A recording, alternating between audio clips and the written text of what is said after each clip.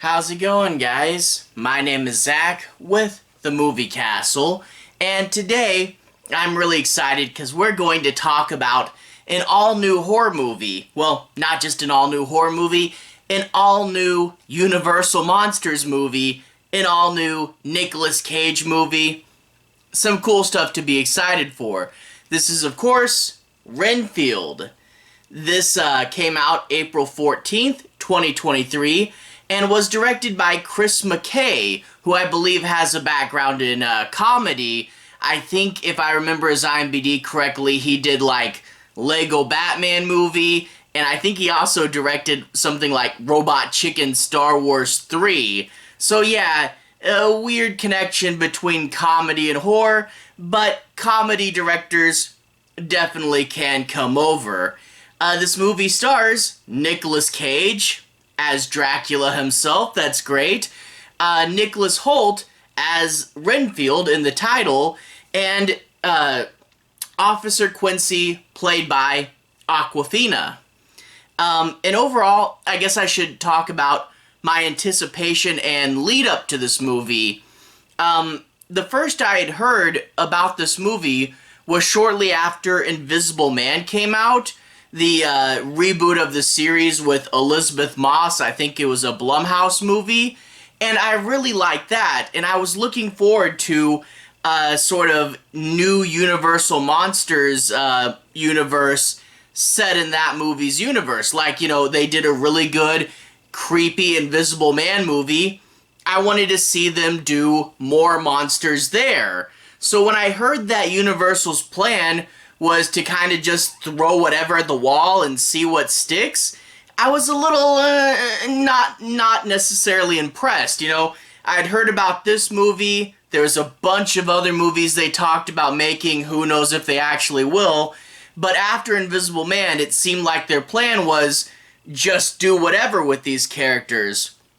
So I was a little uncertain going into it. You hear they're making a movie about Renfield. I was like, wait, the bug eater guy from the original Dracula, why would you do that? So I started out with kind of low expectations, but then they started to build up.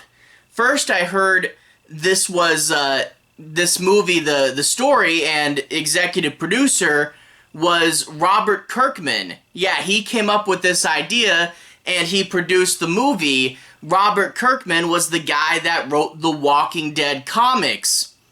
This is actually a Skybound movie.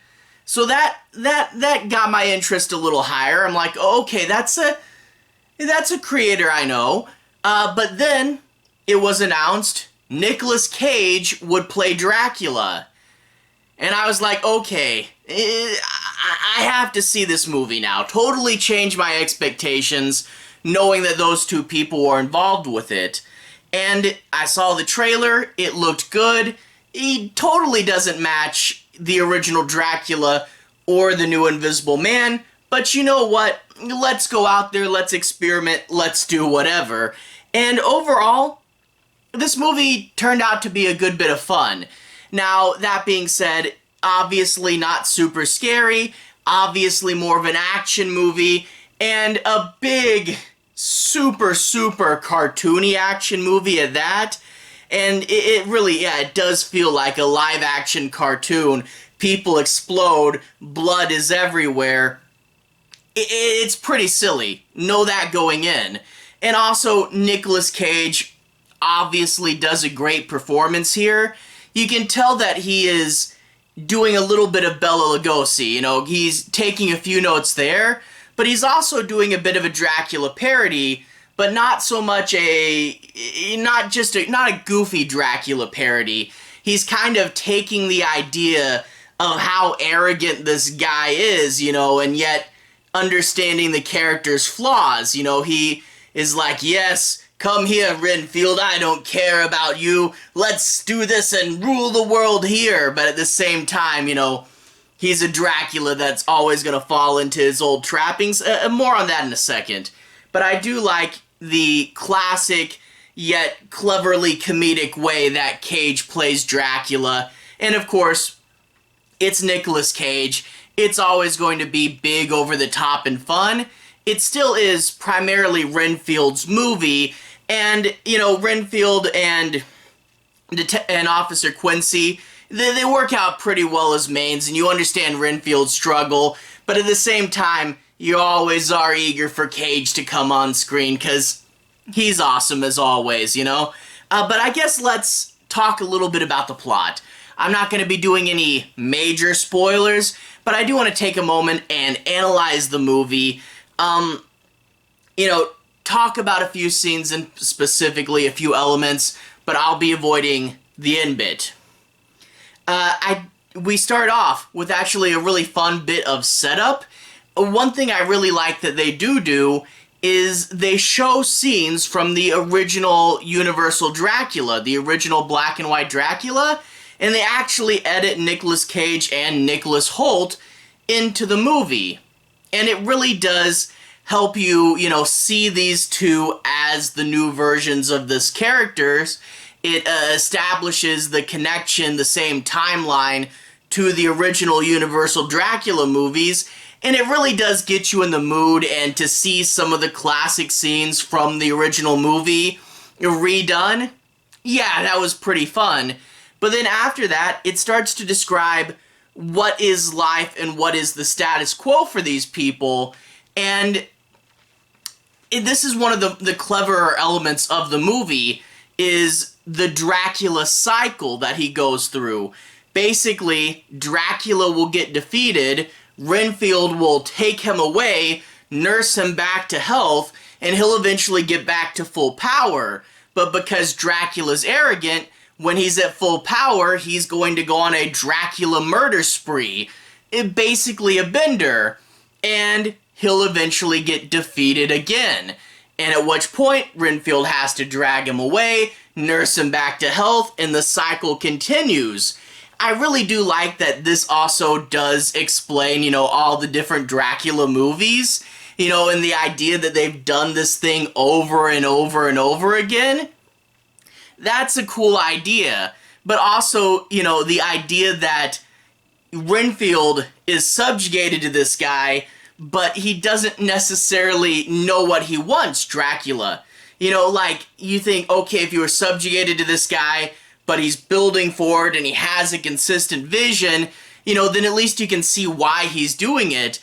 But the idea that Dracula is just like, I'm at full power again, I gotta go conquer the world, and then he never does and he always gets defeated, and it's this cycle, that's a really clever idea, and I really, really love that as the setup.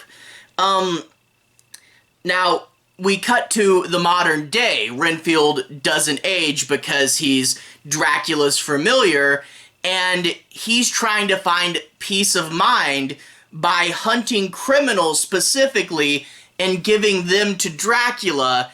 Sadly, though, Dracula doesn't like this because he wants the purity of the blood. He wants good people, and that's going to kind of conflict with Renfield. But I do want to say it also doesn't make the message as strong.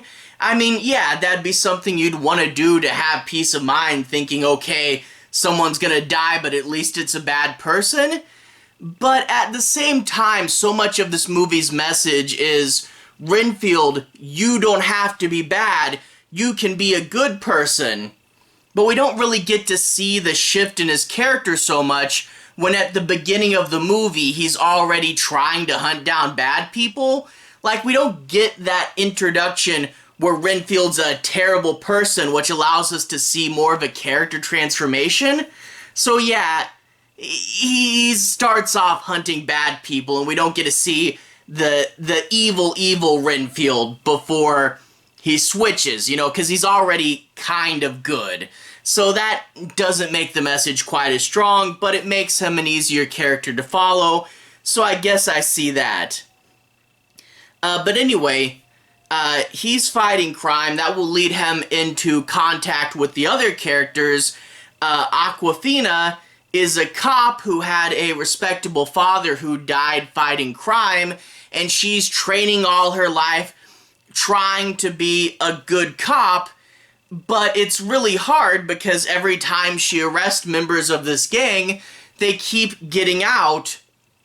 There is obvious corruption within the police force, and she simply can't do her job.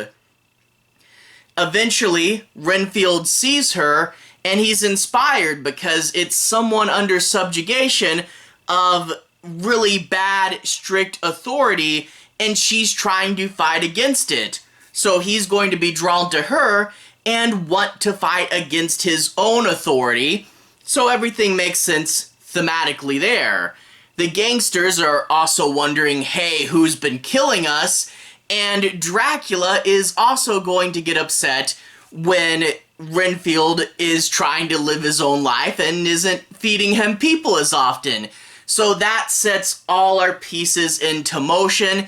And yeah, the gangsters are a little bit of an extra unnecessary plot, but you do have the parallel with Awkwafina's character, but B, you just need more bodies, You need an army of people for Renfield to go after. If it was just Dracula, it would be more focused, but we wouldn't get crazy intense action scenes where people just splatter.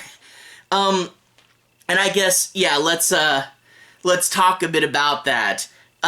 This is more of an action movie, and you do get his powers.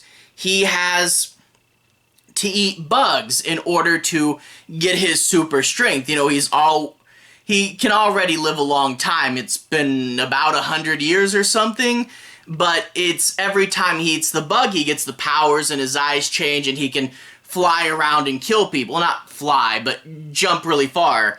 But one thing I do really like is he has his bugs in a little coffin, which is actually something from the first Dracula movie that I thought made absolutely no sense.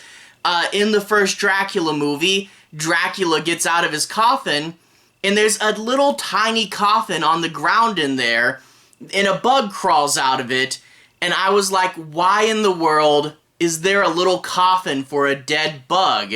Why is that in the original Universal Dracula? And I thought, okay, it's just a weird joke, right? But I love that this movie reinterpreted that and said, no, that's a thing that he keeps for his familiars. It's a little box that he would give to Renfield, so he always had some bugs on him if he needed them. Great, clever reinterpretation, and made something from the first movie make way more sense.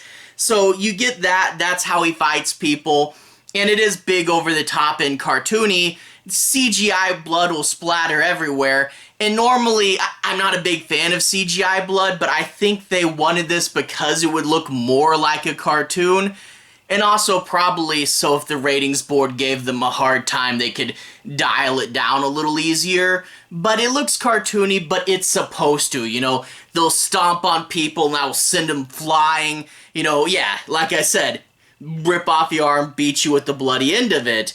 And it is big and crazy and over the top, and yeah, it doesn't match the tone of the original Dracula, even though they say it takes place in the same continuity, but whatever.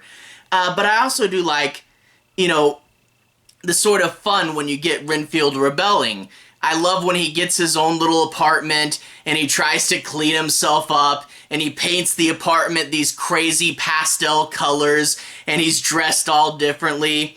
That's funny. There's also a scene where he tries to repel Dracula, but instead of reading a Bible, he's reading a self-help book because that's what he got from his therapy group, and he's trying to repel Dracula with these self-help things. That's a funny little twist, on that. So there is some cool stuff there. Now, that being said, some flaws with this movie is it is a little too on the nose. They'll say directly several times, Renfield, you don't have to be a bad guy. Which, again, they don't show him being terrible in the movie itself, and they literally say it out loud several times, you don't have to be a bad guy.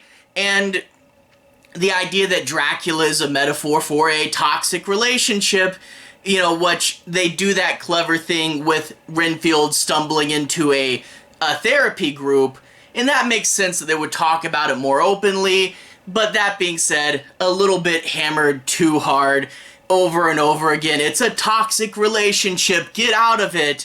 It's a little too on the nose. Also, the edit. For the most part, fine. It keeps up a good pace. But the fight scenes are a little bit choppy in here. And part of me wonders if this was the ratings board coming down on it, or if it's just, you know, we're getting spoiled by John Wick and want to see better action sequences. I don't know. There's just a few scenes in here, and every now and then something that isn't part of the action that did feel a little choppy and move a little quick. So yeah, that's not the best. But outside of those few things, I mean, this is a movie where we get to see Nick Cage be a big, over-the-top Dracula and play off, you know, the arrogant factor. That was funny. We get to see cartoony action all the time, and they do a good job of making you care about Renfield, who is a character that in the original Dracula was interesting enough, but like I said, when I first heard about this movie, I was like, why would you make a Renfield movie? But seeing it now, I'm like, okay, yeah, that's fun. You know, the idea of putting him in a modern world and he doesn't quite, you know, get things. He's still very much the guy from the 1920s and not the 2020s, you know? So it is pretty fun. I don't want to say this is the best Nicolas Cage movie ever, but I think it is a really good watch, and it's something that I would definitely want to put on if I'm in a mood for something a little bit goofier and over-the-top cheesy violence, you know, like, say, Kill Bill if it wasn't as serious, you know, Kill Bill if it was a goofy movie. But I do like this. I do think it was fun. Not perfect, but pretty fun. Anyway, to everyone who's watched so far, thank you for watching. To everyone who's liked and subscribed, thank you. You really are helping the channel out. I'll leave a relevant playlist on the bottom. How about my Nicolas Cage playlist? If you guys like this, you might also like Vampire's Kiss or Drive Angry. Nicolas Cage has done some really good stuff, and definitely some good movies to watch. Anyway, have a good day. I'll see you guys again very, very soon. My reviews for Nicolas Cage movies down here. Have a good day now.